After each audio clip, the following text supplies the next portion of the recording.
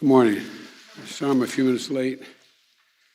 We're getting ready to head down to Louisiana and had a few things I had to do.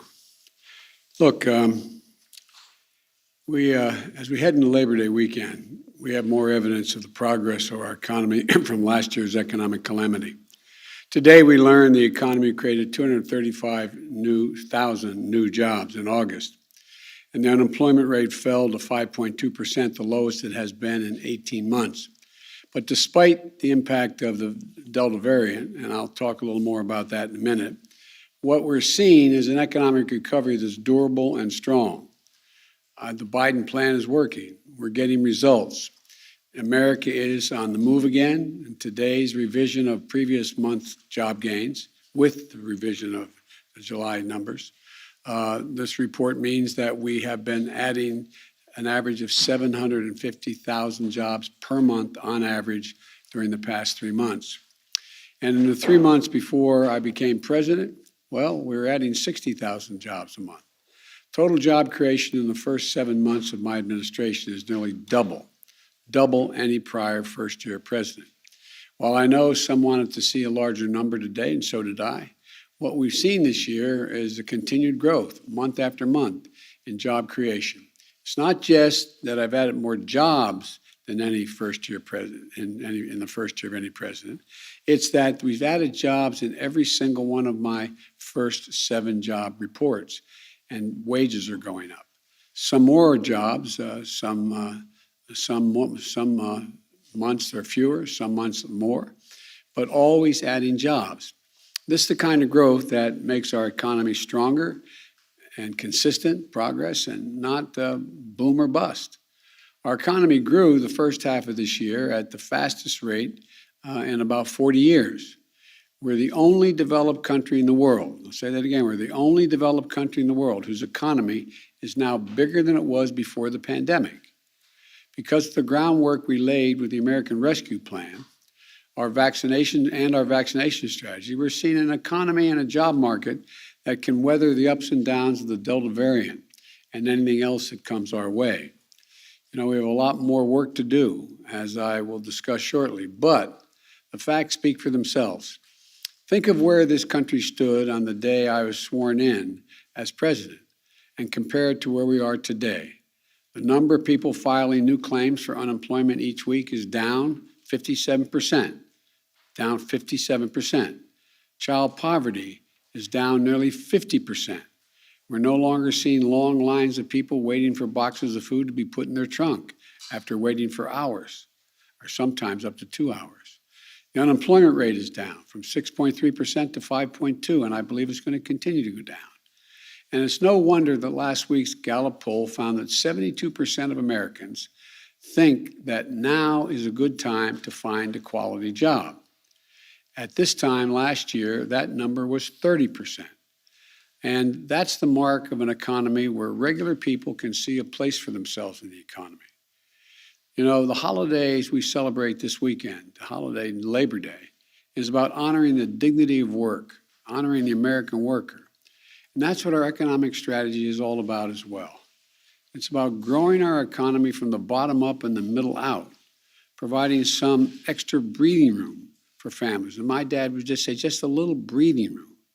Creating an environment where employers have to compete for workers by providing higher wages and better benefits. That's what's happening. Wages are up, especially for working class Americans. Even so, even with the progress we've made, we're not where we need to be in our economic recovery. There are 2 critical tasks ahead this month to get us closer to our goal and to take the next steps in our recovery. And the first, we need to make more progress in fighting the Delta variant of COVID-19. This is a continuing pandemic of the unvaccinated. Since becoming president, I've ramped up testing, secured enough vaccine for every single American, and gotten 175 million Americans fully vaccinated. Still, too many have not gotten vaccinated. And it's creating a lot of unease in our economy and around our kitchen tables. Today's report shows that the steps we've taken Passing the rescue plan and vaccinating 175 million people make our economy capable of growing and adding jobs even in the face of this continuing Delta surge. A strength in our economy very different from the way things were last winter. There's no question the Delta variant is why today's job report isn't stronger. I know people were looking, and I was hoping for a higher number. But next week, I'll lay out the next steps that we're going to need to combat the Delta variant, to address some of those fears and concerns. I want to talk about how we'll further protect our schools, our businesses, our economy, and our families from the threat of Delta. As we continue to fight the Delta variant, the American Rescue Plan we passed continues to support families, businesses, and communities. Even as some of the benefits that were provided are set to expire next week, states have the option to extend those benefits and the federal resources from the rescue plan to do so. That not more federal taxes, state taxes, but they have the federal money to be able to do that. States continue to have access to a wide array of support, like help for schools that are reopening, help for child care centers to make them available and affordable, and other resources to help our economy get back to normal. The measures we've taken so far have brought America out of an economic freefall, steadied us, and enabled us to grow our economy even as we continue to combat COVID. We are adding jobs, not losing them. The fight against COVID today is far different from the fight we were waging last winter. The second thing that has to happen in September is for the Congress, the House and Senate, to finish the job of passing my economic agenda so that we can keep up the historic momentum we've been building these last 7 months. It's about investing in America's future, not about short-term stimulus. That's not what we're talking about. These are long-term prosperity we're talking about lowering the cost of living for families, creating millions of good-paying jobs for hardworking Americans. It's about reducing bottlenecks in our economy, reducing long-term price pressures. It's about helping more people to work by helping ease the burden that parents bear, especially mothers, keeping them out of the job market. Both the Senate and the House have taken important steps forward to pass my bipartisan infrastructure plan. This bill is going to end years of gridlock. We used to remember we always had, the whole notion we had, I guess it was every week was going to be infrastructure week. Well, both literally and figuratively, it's going to change things on our streets across the country and figuratively as it relates to Washington. We're going to create millions of good-paying jobs. We're going to ease inflationary pressure and allow us to win the competition of the 21st century in a global economy where the competition has become more intense. Look, it's historic investment in roads and rail, in transit and bridges, in clean energy, in clean water, universal broadband. It's going to modernize our energy grid. You need not go any further than look what's happening across the country now in terms of the energy grid. It's about resilience. Make our roads and highways safer. Make us more resilient to the kinds of devastating impacts from extreme weather we're seeing in so many parts of the country. And look, this is about good paying jobs for ordinary people, blue-collar workers, jobs at prevailing wage, not $15 an hour or 20 or 30, but for the carpenters and pipe fitters, plumbers, electrical workers, and so many other Americans. About 90% of the jobs we'll create with this plan won't require a college degree, but will fundamentally transform the lives of millions of people. It's going to transform America and propel us into the future, just as we did when we built the Transcontinental Railroad, when we electrified the country with the TVA. Look, at the same time, the House and Senate have to advance my Build Back Better agenda. That bill contains critical investments in child care to make it easier for families to be able to go to work and assure their child is being taken care of. And home care for seniors, the polling data shows among your generation, all of you out here, your greatest concern is caring for your elderly parent, even more than your child.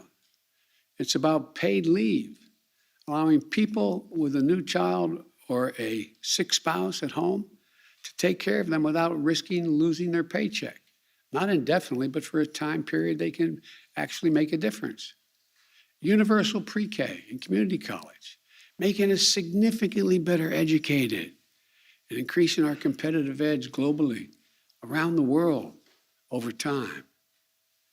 And we'll combat climate change by building our clean energy future, creating, the experts point out, millions of jobs and building windmills and solar panels all around the country and transferring that energy, transmitting it to parts that don't have that capacity. We're going to bring down the cost of prescription drugs by allowing Medicare to finally be able to negotiate drug prices with producers. Look, and so much more. Here's the thing you need to know. We're going to deliver these investments without raising taxes 1 cent on anyone making less than $400,000 a year. How are we going to do that? We're going to do it by leveling the playing field, by just having a fair system where we ask the largest corporations and the wealthiest Americans to begin to pay their fair share, not more. They can still make millions of dollars. The super wealthy are still going to be able to have 3 homes. It's not going to affect anything. The fact of the matter is, though, it's about time they begin to pay their fair share. For example, you've heard me say it before, and I'll say it again, but it's the best example to make clear to people a very complicated notion. 55 of the largest corporations in America last year paid zero in federal taxes. I don't care what your position is. It just seems to me it's time they start to pay their fair share, like everybody else. Just pay a little bit here. And it comes up to billions of dollars if they pay. The irony of ironies is during the recession and the pandemic, you've heard me say this before, I apologize for repeating it, when the vast majority of Americans are struggling just to hang on, the number of billionaires in America actually grew. Now, I want to hold here for just a second. There have been so many records the stock market has hit under my presidency. Imagine if the other guy was here. We're doing great. It's wonderful. The stock market is surging. It's gone up higher under me than anybody. But that doesn't mean that it's the best for the economy. Look, stock market has set 40 record highs just this year. They can afford to pay just a little bit more. But folks, right now, the House and Senate are working on my plan to generate a fair tax system and close loopholes that big corporations and super wealthy use to pay less.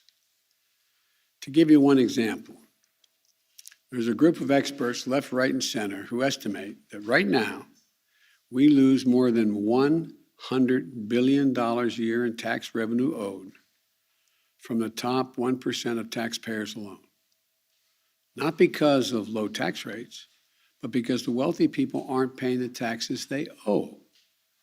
We're going to change that so that they pay taxes just like typical hardworking Americans do right now. We're going to use the money we collect from the tax cuts to give tax cuts to middle-class families, to make it easier to raise kids, to take care of your aging parents, and so much more. What's going on in Congress? Not a single Republican supports this plan. They support the bipartisan plan, but not this plan.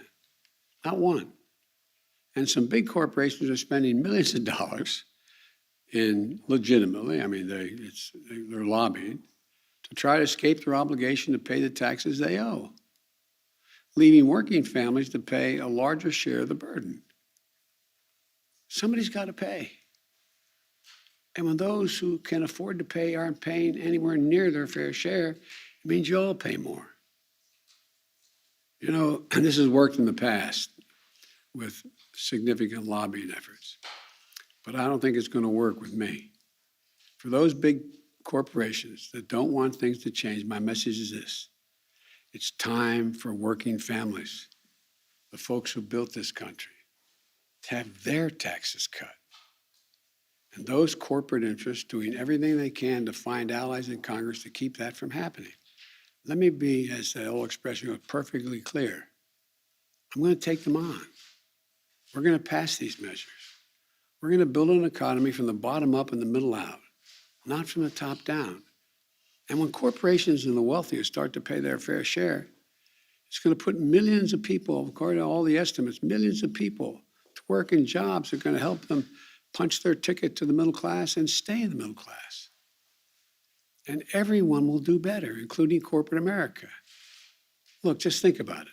Throughout our history, when the middle class has done well, when it prospers, has there ever been a time the wealthy and corporate America doesn't do well? I can't think of one. Our country needs these investments. I'm not asking anything other than just some fairness being injected into the system. Like I said, if you hold here, the fact is that, the very wealthy, well, they're still going to have 3 homes or 4 homes if they want. It's not going to change what schools they can send their kids to. It's not going to change their standard of living. But just pay a fair share. Corporate America is going to continue to do very well. I've seen no evidence to suggest that it's going to cost jobs or cost, and